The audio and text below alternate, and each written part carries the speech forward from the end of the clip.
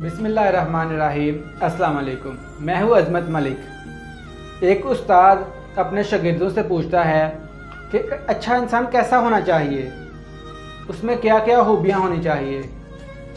एक शागिर्द कहता है एक अच्छा इंसान उसका रंग बिल्कुल साफ़ होना चाहिए। दूसरा शागिर्द कहता है उसका कद लंबा होना चाहिए, कद काठी अच्छी होनी चाहिए। और भी शागिर्द अपने हिसाब से सभी खूबियाँ बताते हैं।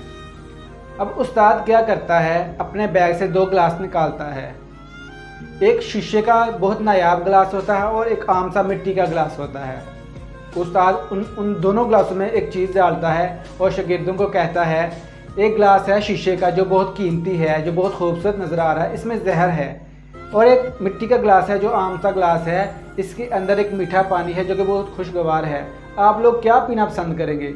तो सभी शागिर्द एक आवाज़ में कहते हैं कि हम मिट्टी का गिलास पीना पसंद करेंगे, उसमें जो है वो पीना पसंद करेंगे।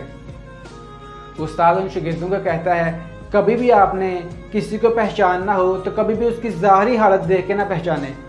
किसी शख्स को आपने जानना है, पहचानना है कि वो कैसा है, तो उसकी ज़ाहरी हालत ना देखें, उसका रंग कैसा है, उसने कपड़े कैसे पहने हैं, उसने जूता कैसा पहना है, ये कभी ना देखें। ये देखें कि उसके अंदर क्या है।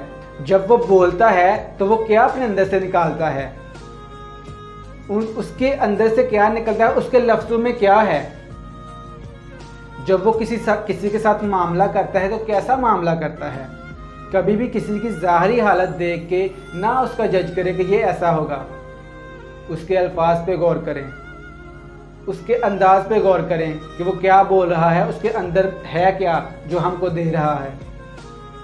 छोटा सा पैगाम है, अगर अच्छा लगे तो दूसरों के साथ भी ज़रूर शेयर करें। अपना ख्याल रखें। मेरे चैनल का भी खुदा हाफिज़।